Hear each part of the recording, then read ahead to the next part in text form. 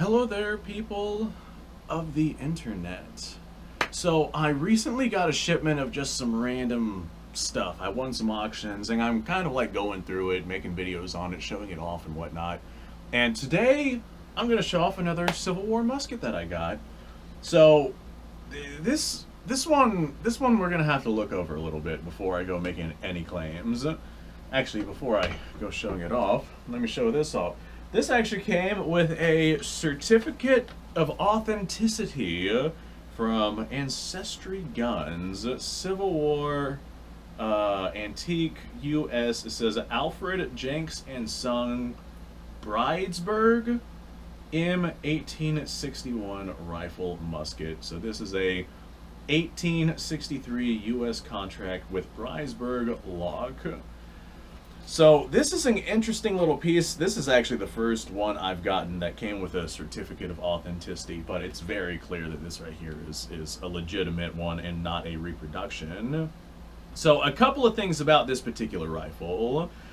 It says 61 caliber, I believe that, but it says rifle musket, and it claims to be an 1861, made in 1863.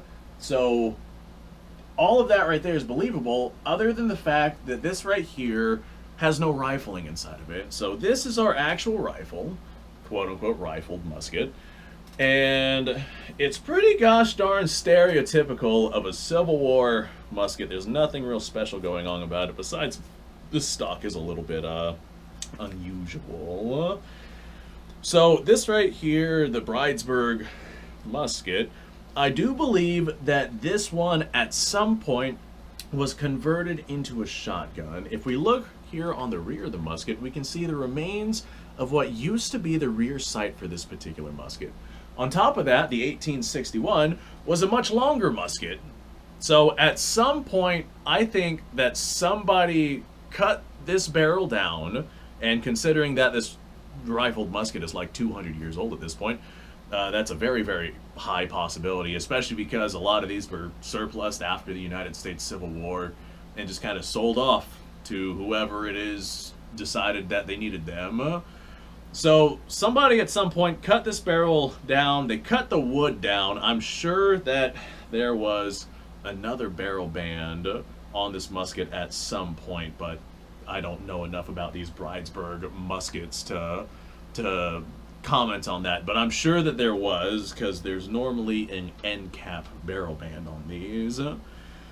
So somebody cut this down and they made it a smoothbore to more or less make it a shotgun conversion, and that is actually a lot more common than people think. That's a lot more stereotypical of the time period. I'm moving my camera for the people freaking out.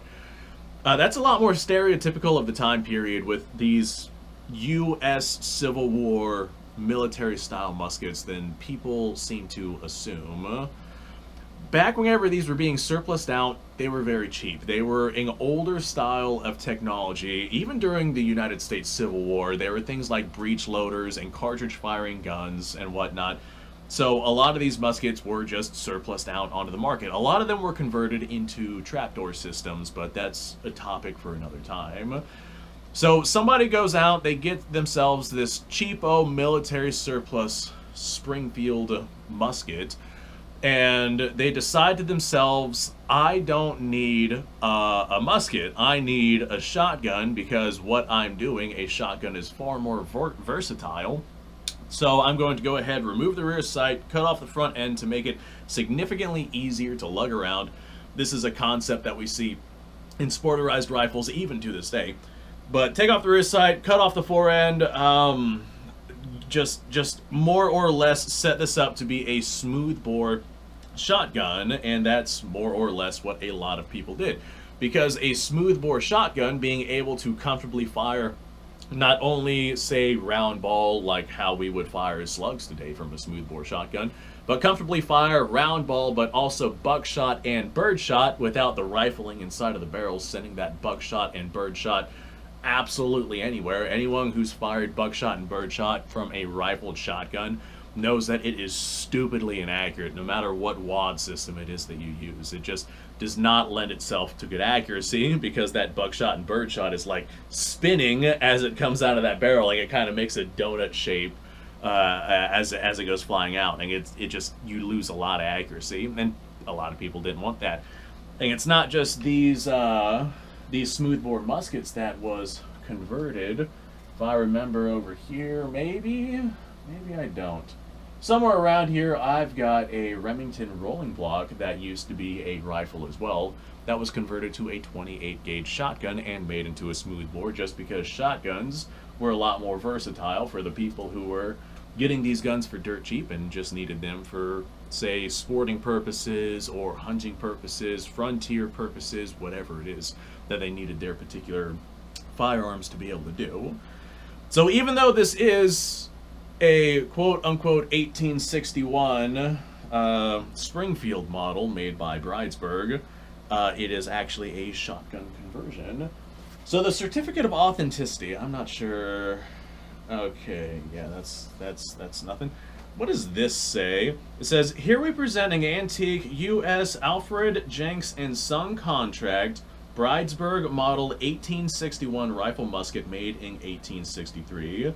The model 1861 is representative of the everyman's rifle during the American Civil War. So that's the standard infantry rifle that was being used typically by North forces. The Enfield 1858, I think, is what the South mostly used.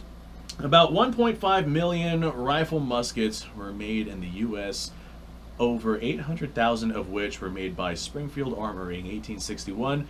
The Union was trying to make up for arms shortages and the destruction of the Harper's Ferry Armory production at Springfield, supplementing this with contracts with over 20 other contractors. The Alfred, Jenks, and Son for rifled muskets, Jenks produced approximately 44,000 of the model 1861 muskets. This was the last hurrah of the rifle musket as arms developed and tactics rapidly advanced during the short period of the American Civil War. Nevertheless, the 1861 represented new technology as it was made for use with the mini ball, or minier ball, however it is you want to pronounce that, a hollow-based conical projectile that was small enough to quickly push down the muzzle of a rifled barrel and expand to create a good gas seal, unlike a solid round ball. And I've made plenty of videos talking about the minier balls.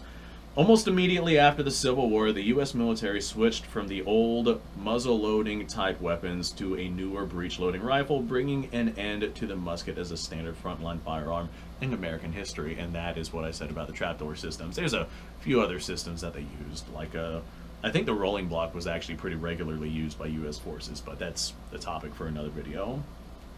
This example bears a lock from the Alfred, Jenks, and Son contract that is dated 1863. The lock reads U.S. Bridesburg. The overall condition is good, strong action. The nipple is plugged/clogged. I saw that. I'm going to have to clean that out if I want to take this out and use this. The bore has dark and remains in good shape for its age. The finish of the barrel has... So this is just talking about the actual musket itself. Markings of war, shortened buttstock 1863. Ramrod is missing. Yeah, I know the ramrod is missing. I have noticed that. Own the original. Yada, yada, yada. So the barrel length is 28.5 inches. It's a 61 caliber. And that appears to be it with this particular setup. So that's cool that I got a little certificate of authenticity. That's not something that I normally get. So this is a really interesting little originally rifled musket, but I guess now it's just a musket. It's a percussion cap musket because it is officially back to being smoothbore. Interesting little history, interesting little tidbit of where this rifle shotgun conversion came from. And why it looks the way that it does. You know, that shortened buttstock. Let me just see how that feels. You know, that's not awful. I'm like 6'2", give or take. And I'll be honest, that right there is not that short. Okay, I'm gonna have to grab my actual 1861 and compare it, because it says it's shortened buttstock, but that doesn't feel much shorter than it's supposed to be. So there we go. This is a really cool little Civil War relic that I have in my arsenal. I really like the fact that it's smoothbore. I don't have very many smoothbore muskets, and the smoothbore musket is just so much more versatile than the rifled musket because you can shoot way more things from it, and that's one of the main reasons why they converted these to smoothbore. The military wanted rifled muskets for accuracy, and the civilian population wanted smoothbore because you could shoot more things from it more effectively. So thanks for watching, folks. I appreciate your time. Like, subscribe, share. Description below is a link to all sorts of stuff. Go check it out. You guys go off. Have yourself a fantastic day. I'll see you on the next episode.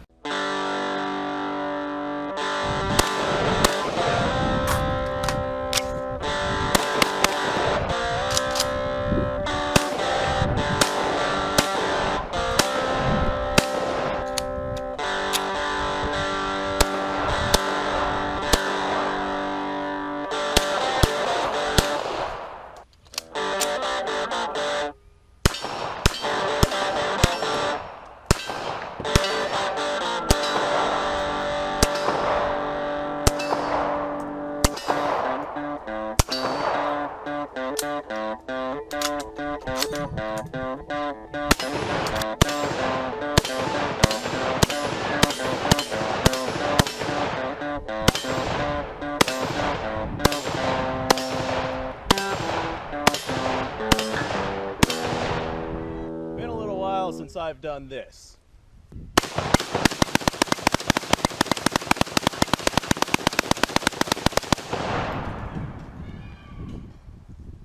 Bonnie and Clyde be damned. The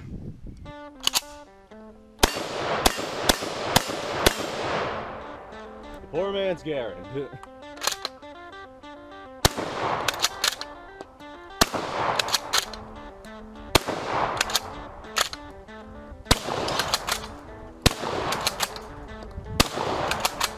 It's a shame that bolt-action shotguns aren't more mainstream.